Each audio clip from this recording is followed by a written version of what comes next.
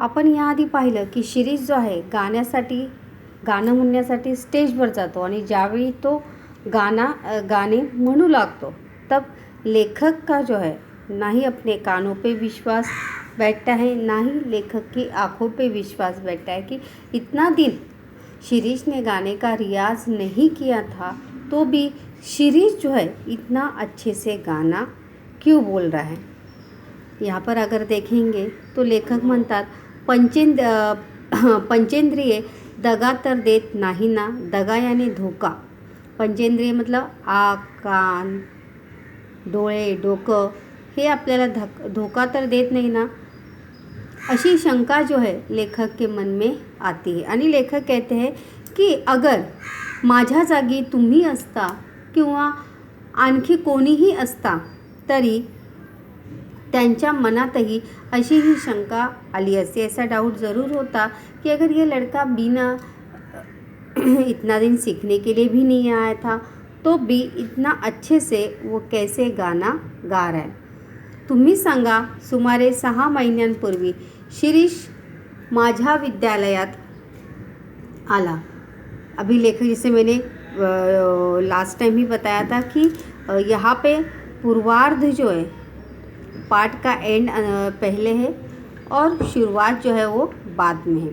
तो लेखक अभी बताते हैं कि लेखक की और शिरीष की मुलाकात जो है वो किस प्रकार से हुई थी। तभी लेखक कहते हैं कि 6 महीने पहले ही शिरीष जो है मेरे पास वहाँ पर मिलने के लिए आए थे आणि धीटपणे म्हणजे त्यांनी न घाबरता आपणच का पी जनार्दन, लेखकाचं नाव काय आहे, पी जनार्दन। याद रखिए, प्रश्नसुद्धा आहे की लेखकाचं नाव काय आहे किंवा शिरीषला गाणे शिकवणाऱ्या शिक्षकाचं किंवा संगीत शिकवणाऱ्या शिक्षकाचं नाव काय आहे, पी जनार्दन। मी सुहास्य मुद्रेने होय म्हणताच तो म्हणाला, माझे नाव शिरीष भागवत। घरी श्रीष म्हणतात मला आणि गाण्याची फार आवड आहे। तभी लेखक जो है शिरीष जो है अपना भी परिचय देता है और अपना पूरा नाम शिरीष ने क्या बताया था, शिरीष भागवत। आणि लेखक शिरीष यहाँ पर कहता है कि मला सुद्धा गाण्याची खूप आवड आहे। तुला गाण्याची आवड तर आहे, माझ्यापेक्षा माझ्या वडिलांना मी शिकलेले फार आवडेल। तभी शिरीष जो था एकदम हज़र जवाबी यानी किसी के भी सवाल का जवाब जो था उसके पास तुरंत रेडी रहता था, तैयार रहता था। और इसी स्वभाव या इसी बात से लेखक को थोड़ी सी चिढ़ आती थी कि लेखक जो है शिरीष के इस स्वभाव को उसकी उदंडता मानते थे और इसीलिए लेखक को शिरीष के इस बात के ऊपर गुस्सा आता था। तभी शिरीष जो है वो तुरंत जवाब देता है कि मुझे गाना ज़रूर पसंद है, लेकिन अगर मेरे से भी ज़्यादा मेरे पिताजी को ज़्यादा खुशी होगी अगर मैं गाना सीखूंगा तो। त्याच्या चमत्कारिक उत्तराचे नवल वाटू लागले। नवल वाटणे याने आश्चर्य वाटणे आणि थोडा रागही येऊ लागला। तो थोडा वेळ थांबून पुढे म्हणाला, मी आपल्याकडे शिकायला येईन, पण माझी एक अट आहे। मी शिकायला आलो की रोज माझ्याबरोबर माझे वडील पण शिकवणी चालू असताना वर्गातच बसतील। शिरीष ने लेखक के सामने एक शर्त रखी कि मैं आपके पास गाना सीखने के लिए ज़रूर आऊँगा, लेकिन जब भी मैं गाना सीखने के लिए आऊँगा तो मेरे साथ मेरे पिताजी भी वहाँ पर ही कक्षा में या क्लास में बैठे रहेंगे। आता मात्र मला राग आला और लेखक को शिरीष के इस बात का और गुस्सा आता है। मी जानीवपूर्वक हंसत म्हणालो, मान्य। यहाँ पर भी देखेंगे तो अवतरण चिन्ह का प्रयोग बच्चों यहाँ पर किया गया है, विराम चिन्हों का प्रयोग जो है वहाँ पर किया गया है। पण त्यासाठी तुला महिना 50 रुपये फी द्यावी लागेल। यहाँ पर देखेंगे तो उद्गारवाचक चिन्ह है और एकेरी अवतरण चिन्ह है। वहाँ पर गाना सीखने के लिए लेखक को महीने का 50 रुपये फीस जो है वो तय होता है। त्यानंतर लेखक जो है इस बात पे हामी भरते हुए कहते कि ज़रूर उद्या कबूल, उद्यापासून मी येतो, माझ्याबरोबर पण वडील पण येतील बरं का। शिरीष जो है, जैसे कि शुरुआत में मैंने बताया कि शिरीष जो है अपने बातों में, अपने बोलने में स्पष्टता रखता था, इसीलिए फिर से इस बात को याद दिलाते हुए वो कहता है की मेरे साथ मेरे पिताजी भी आएंगे। असं म्हणून माझ्या आश्चर्यचकित चेहऱ्याकडे न बघता शिरीष चटकन म्हणजे पटकन तुरंत वहाँ से वो चला जाता है। दूसरे दिवशी तो अगदी वेळेवर आला। स्पष्टता के साथ साथ उस समयबद्धता का भी ध्यान शिरीष रखता था आणि दुसऱ्या दिवशी तो बरोबर वेळेवर गाणे शिकण्यासाठी, गाण्याची तालीम करण्यासाठी बरोबर आला होता। त्याच्याबरोबर एक वयस्कर आणि भारदस्त गृहस्थ होते।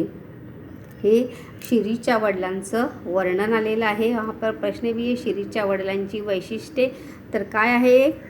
वयस्कर आणि भारदस्त। भारदस्त म्हणजे हट्टे कट्टे ऊंचे पुरे ऐसे गृहस्थ यानी इसम मनुष्य।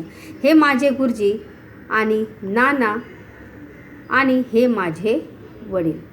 तभी शिरीष जो है दोनों की भी एक दूसरे के साथ परिचय करवा के देता है। गुरुजी को लेखक को कहता है कि ये मेरे पिताजी हैं और पिताजी से भी लेखक का परिचय करा देता है कि ये मेरे गुरुजी हैं, ये मुझे आज से गाना सिखाएंगे। आमचे नमस्कार झाले। आमचे म्हणजे कोणाचे? लेखकाचे आणि शिरीषचे। म्हणजेच लेखकाने शिरीषला नमस्कार केला का? नाही, शिरीषने लेखक को नमस्कार किया। एक अक्षर न बोलता नाना खुर्चीवर बसले। मी पण न बोलता व्हायोलिन काढले व शिरीषच्या हातात दिले।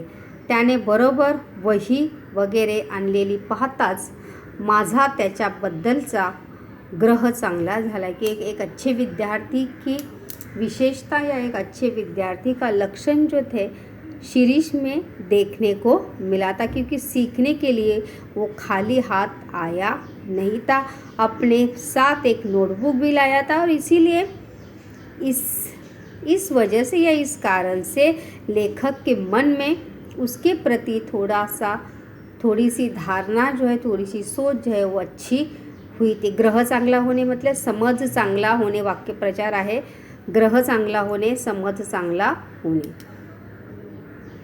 पहिल्या दिवशी प्राथमिक माहिती व पहिला धडा दिल्यावर मी हातात व्हायोलिन घेतले आणि माझ्या विद्यालयात येणाऱ्या विद्यार्थ्यांना पहिल्या दिवशी स्वतःच वाजवून दाखवायचे अशी माझी प्रथा होती। प्रथा यानी नियम, पद्धत। लेखक कहते कि मेरे विद्यालय में या मेरे गायन विद्यालय में जो भी विद्यार्थी आता था सबसे पहले मैं उसे वायोलिन बजाकर मैं दिखाता था। त्यामागील हेतू एवढाच, हेतू याने उद्देश, की मला त्यांना सुचवायचे असते की नेटाने नीट टिकलात तर इतपत जाऊ शकाल। नेटाने मतलब अगर अच्छी तरीके से दिल लगाकर, मन लगाकर और दिमाग लगाकर अगर आप सीखेंगे, सही तरीके से मन लगाकर सीखेंगे, तभी आप यहाँ तक पहुँच सकते हैं। क्योंकि कोई भी वाद्य तुरंत हम बजाना जो है वो सीख सकते नहीं, उसे सीखने के लिए बहुत सारी मेहनत या बहुत सारी मशक्क़त जो है हमें करनी पड़ती है। और यही बात लेखक अपने विद्यार्थियों को बताना चाहते हैं कि बच्चों कि अगर आप ध्यान देकर सुनेंगे, देखेंगे, तब भविष्य में मेरी जैसा आत्मविश्वास के साथ कोई भी वाद्य जो है वो आप बजा सकते हैं। त्याप्रमाणे सुमार 20-1 मिनटे मी पिलू रागातील एक गत वाजवून दाखवली। पिलू जो है वो गाने का राग है। गाने जो है अलग अलग रागों के ऊपर आधारित होते हैं। गत यानी एक गाने का प्रकार। जीवाचे कान करून, जीवाचे कान करने म्हणजे मन लावून ऐकणे। वाक्यप्रचार देखिए यहाँ पे, जीवाचे कान करून ऐकणे म्हणजे मन लावून ऐकने। शिरीष के पिताजी जो बड़ा ही मन लगाकर वो गाना जो है, जो वायलिन पर लेखक गा रहे थे और वायलिन बजा भी रहे थे। शिरीष के पिताजी एकदम मन लगाकर उसे सुन रहे थे। व शिरीष माझ्याकडे व नानांकडे आळीपाळीने मतलब बारीक बारीक से शिरीष जो है एक बार अपने पिताजी की तरफ देखता था और एक बार अपने शिक्षक की तरफ वो देखता था। मी व्हायोलिन खाली ठेवले व नानांकडे पाहिले।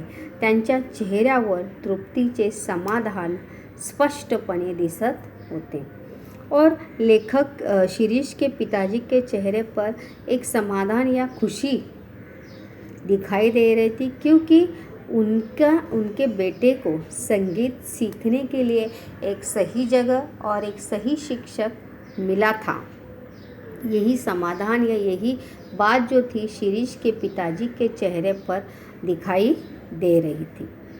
और इसी वजह से लेखक को ऐसा लगा कि शिरीष के पिताजी जो है मेरे इस सिखाने से या मेरे इस वायलिन बजाने से, गाने से जो है वो क्या हुए हैं, प्रभावित हुए हैं।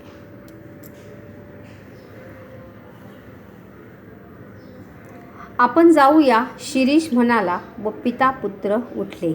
मी सापणून विचारले, कसं काय वाटलं एकंदरीत? वा उत्कृष्ट, त्यात बद्दल प्रश्नच नहीं, शिरीष ने मध्ये उत्तर दिले। सवाल जो था शिरीष के पिताजी को पूछा था कि लेखक ने पूछा था कि मेरा गाना और बजाना आपको कैसा लगा, लेकिन शिरीष के पिताजी से पहले शिरीष नेच उत्तर दिलेलं आहे की खूप छान, प्रश्नच नाही त्याबद्दल। वा उत्कृष्ट म्हणजे सबसे अच्छा, एक्सलंट, उसके बारे में कोई दो राय नहीं है। शिरीष ने मध्येच उत्तर दिले, मला त्याच्या आगाऊ स्वभावाचा मतलब स्मार्ट, उसके स्मार्टनेस का, बीच बीच में बोलने के उस स्वभाव का, उसके स्पष्टता का, स्पष्ट वक्तेपना का लेखक को जो है बहुत ही गुस्सा आता है कि ये लड़का जो है अपने पिताजी उद्धट, हम कहते हैं ना कि बदतमीज़ है, ऐसी धारणा जो है लेखक ने शिरीष के बारे में बना ली थी कि शिरीष को जो है बड़ों के साथ बात करने का बिल्कुल भी तमीज़ नहीं है।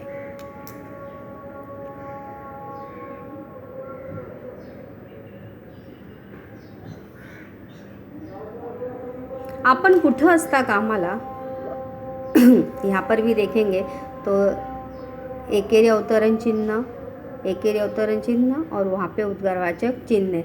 भोचकपणे शिरीषच पुन्हा म्हणाला। भोचकपणे मतलब बेवजह, बदतमीजी से या किसी की बात को बीच में ही काटते हुए शिरीष ही उसका उत्तर जो है वो देने लगता है।